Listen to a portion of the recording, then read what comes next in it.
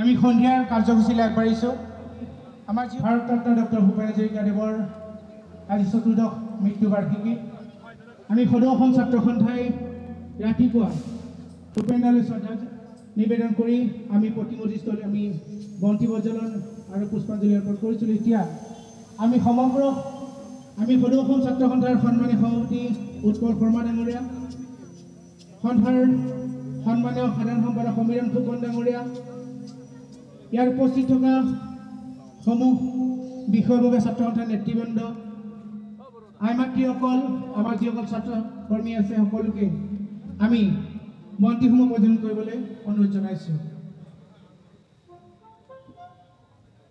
আমাৰ দীঘলী পুখুৰী পাৰ চৌহদত যিসমূহ আমি চাকি আমি ৰাখিছোঁ সকলোকে এতিয়া প্ৰজ্বলন কৰিবলৈ অনুৰোধ জনাইছোঁ। আমাৰ ছাত্ৰ সন্থাৰ বিষয়ববীয়াসকলক আমাৰ দীঘলী পুখুৰী পাৰৰ চাকিসমূহ জ্বলাই দিবলৈ অনুৰোধ জনাইছোঁ। ৱাৰ মেমৰিয়েলত যিখিনি আমাৰ বিষয়ববীয়া আছে সকলোকে যাৰ বন্তি প্ৰজ্বলন কৰি আমি ভূপেনদালৈ শ্ৰদ্ধা নিবেদন কৰি আহিছোঁ। আৰু এই বৰ্ষতো আমি 10,000 বন্তি প্ৰজ্বলনে তেখেতলৈ আমি শ্ৰদ্ধা জ্ঞাপন কৰিব বিচাৰিছোঁ।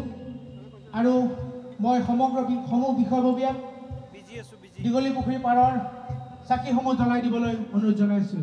ভূপেন দা আমাৰ মাজৰ পৰা যেতিয়াৰ পৰা নোহোৱা হৈছে সেই দিনটোৰ পৰাই আমি এই ভূপেন হাজৰিকাই নিজ হাতেৰে উন্মোচন কৰা তেখেতৰ প্ৰতিমূৰ্তিস্থলীত 10,000কে চাকি জ্বলাই তেখেতলৈ শ্ৰদ্ধাঞ্জলি জনাই থকা হৈছে। মানে পৃথিৱীৰ এখন দেশ যাৰ নাম ভাৰতবৰ্ষ, তাতে এখন ৰাজ্য হ'ল অসম। আৰু এই অসমৰ জনসাধাৰণে নিজৰ হিয়াৰ আমঠুৰ শিল্পীগৰাকীৰ মৃত্যুৰ দিনটোত তেখেতে নিজ হাতেৰে উন্মোচন কৰা প্ৰতিমূৰ্তিস্থলীত সমবেত হৈ 10,000 চাকি জ্বলাই নিজৰ প্ৰাণৰ শিল্পীগৰাকীৰ প্ৰতি শ্ৰদ্ধাঞ্জলি জনায়।